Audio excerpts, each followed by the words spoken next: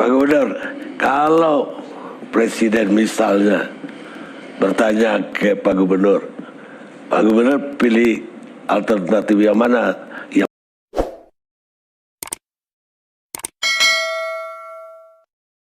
Ada sekitar 1 juta penumpang kendaraan umum. Kita tidak lagi berhadapan dengan situasi yang normal. Kalau kita di Jakarta masih business as usual, maka belajar dari Italia. Di Italia itu, Bang Karni, jumlah orang yang mengalami masalah itu melonjak secara signifikan. Bahwa mereka dalam waktu yang cukup singkat, di tanggal 20 Februari mereka hanya ada 4 kasus.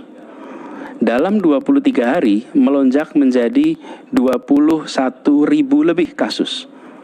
Bayangkan 23 hari menjadi 21.000 kasus. Kenapa? Karena mereka tidak melakukan kampanye serius kepada seluruh penduduknya tentang potensi ancaman penularan. Ini jadi bukan soal kematian, bukan soal jumlah orang yang sakit, ini penularannya.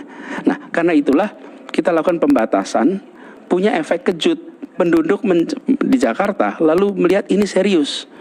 Bis dikurangi jumlah penumpangnya, kereta api atau MRT, LRT dikurangi jumlah penumpang per gerbong, ada jarak aman satu sama lain. Satu adalah mengamankan, yang kedua membangun kesadaran. Karena selama beberapa minggu kejadian, gerbong kereta masih penuh, bis masih penuh, berdesak-desakan, menempel. Kalau ini dibiarkan terus, maka punya potensi penularan di antara kita yang luar biasa banyak. Jadi ketika ada arah bahwa kita harus melakukan social distancing, maka kita terjemahkan juga dalam bentuk pembatasan menggunakan kendaraan umum.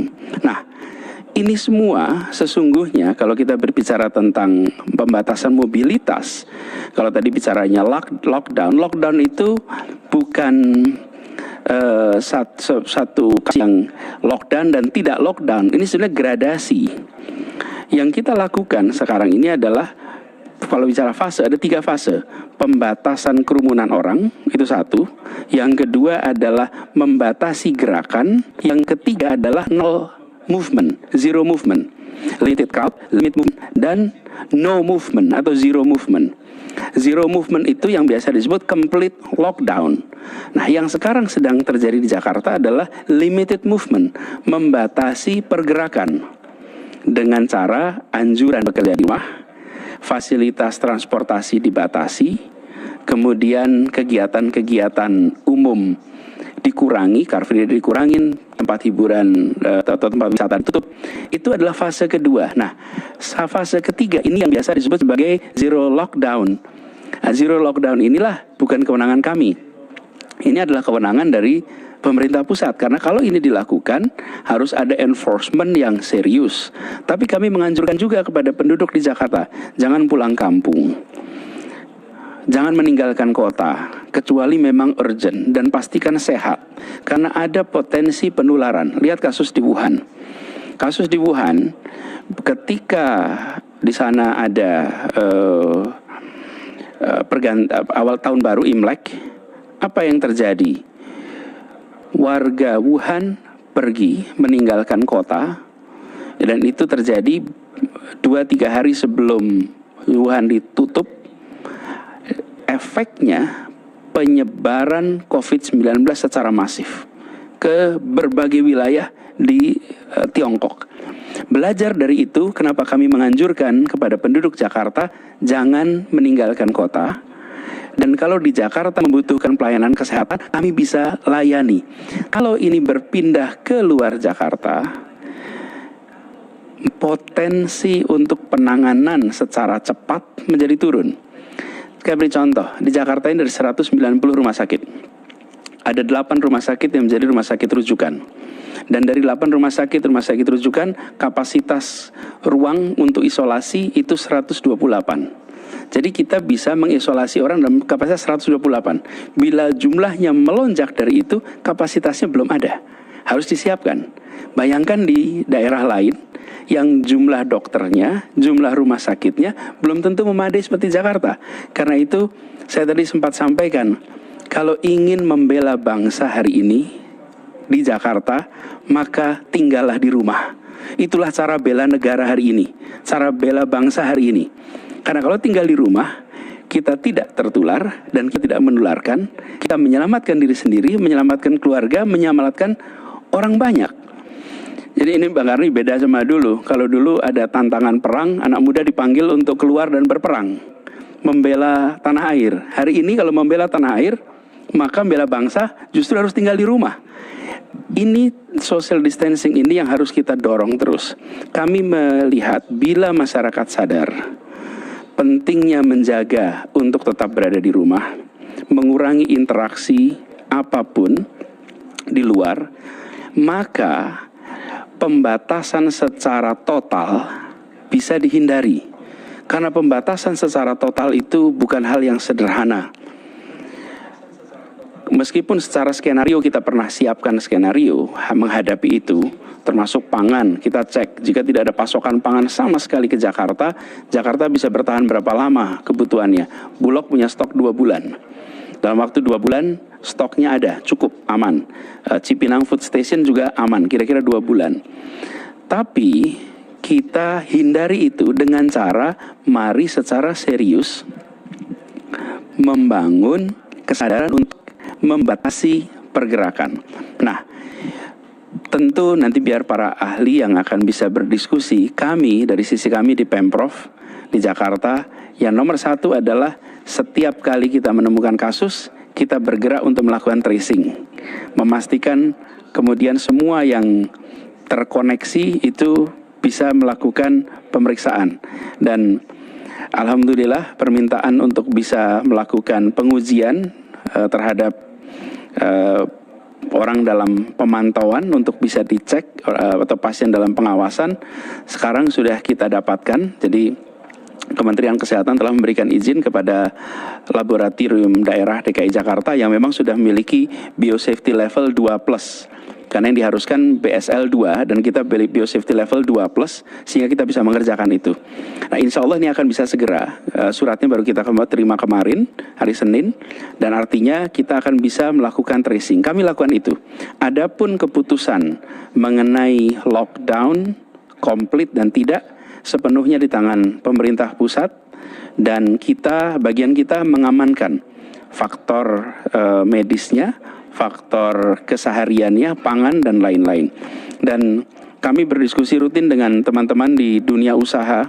Saat ini tantangannya sangat besar, sangat berat. Occupancy rate di hotel-hotel kita di Jakarta itu bergerak 6-8%. Jadi kosong praktis. Ini restoran begitu, kafe begitu, tetapi kami memandang ini harus kita kerjakan serius untuk penanganannya, karena nomor 1 adalah keselamatan. Bila kita bisa membereskan ini, maka insya Allah ini hikmahnya mudah-mudahan nanti kita dapatkan. Hikmahnya adalah insya Allah setelah wabah ini lewat, maka penduduk kita memiliki daya tahan terhadap virus COVID ini. Tapi di sisi lain kita harus waspada dengan cara mengurangi potensi penularan. Nah, ini yang kita di Jakarta serius mengikhtiarkan. Karena itu kami berharap kepada semua perusahaan-perusahaan, kemudian seluruh komponen yang ada kegiatan produktif, sebisa mungkin bekerjakan dari rumah. Tidak sederhana, tapi bila itu kita lakukan, maka kita bisa mencegah penularan COVID-19 di ibu kota.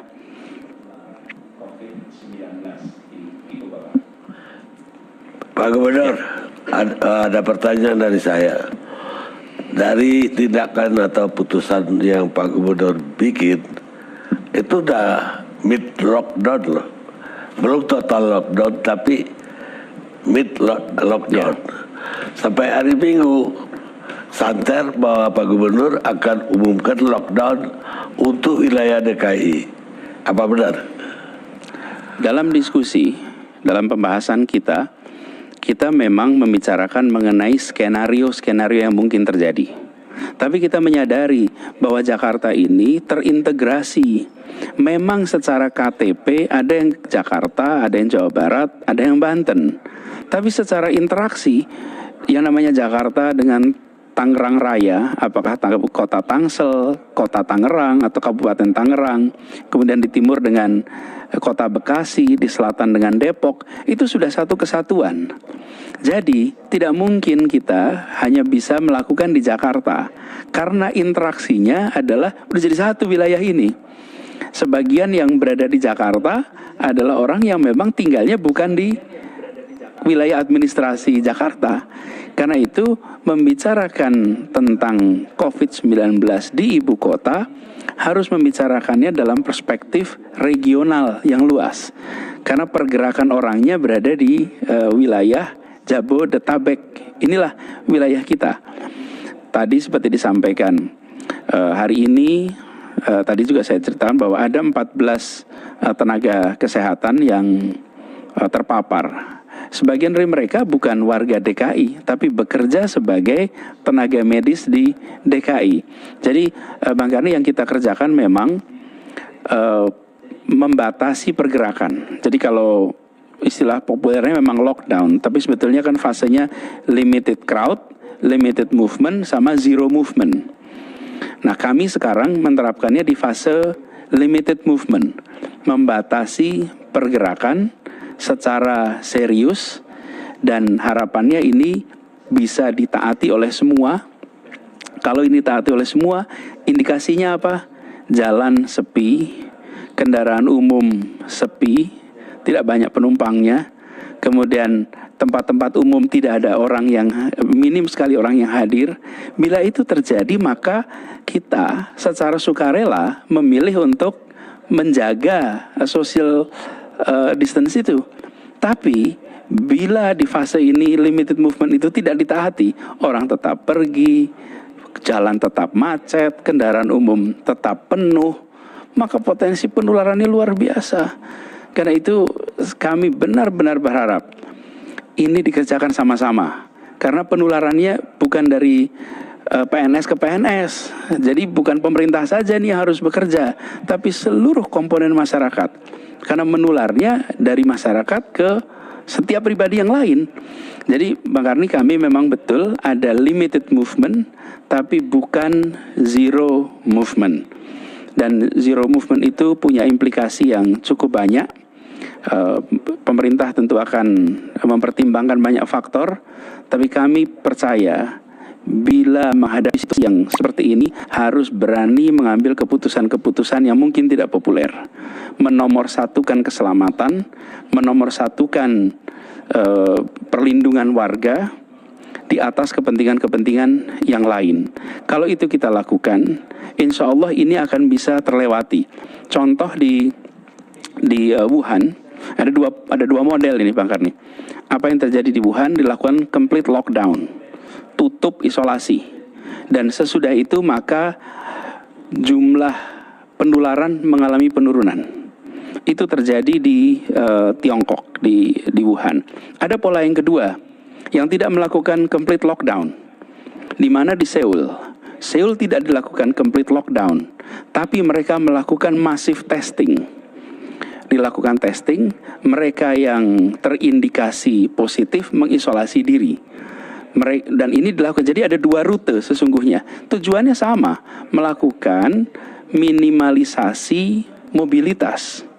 Tapi dilakukannya satu dengan cara negara menutup sehingga orang tidak bergerak. Atau cara yang kedua seperti yang dikerjakan oleh Seoul, dia melakukan massive testing. Orang bisa drive-thru, orang bisa tes di mana saja, alat testingnya disiapkan. Dengan cara seperti itu, yang positif mengisolasi diri. Ini membutuhkan kesadaran. Kalau kesadarannya ada, maka cara seperti ini efektif. Apa yang terjadi di Seoul? Angka di Seoul sempat tumbuh meningkat, lalu mulai plateauing, mulai merata. Kalau di Wuhan itu sudah mulai menurun, karena bukan orang jadi kebal di tempat sana, tapi karena pembatasan pergerakan. Jadi intinya dari persoalan COVID-19 ini jangan dilihat semata-mata pada soal penyakitnya. Kalau soal penyakitnya, jumlah yang meninggal 3-4% dari kasus, kecuali Italia itu 7% dari kasus. Tapi yang harus kita lihat dari masalah ini adalah soal penularannya. Kadang-kadang kita terlalu fokus pada soal, oh ini sembuh, karena itu nggak usah khawatir.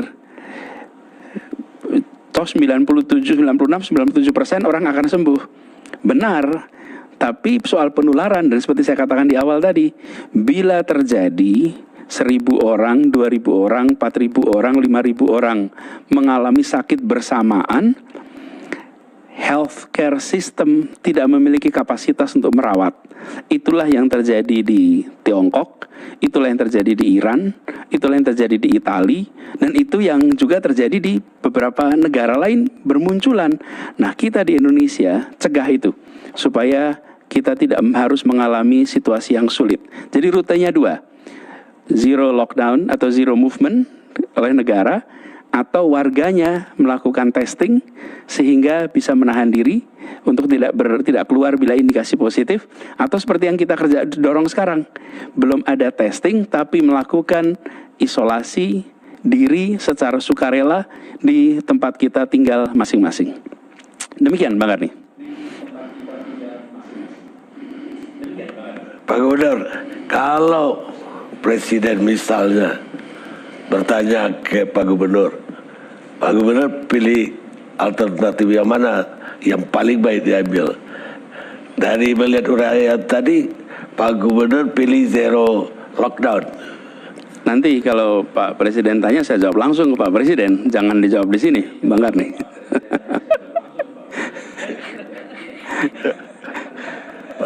Baik Pak Gubernur, selamat bekerja kembali. Terima kasih.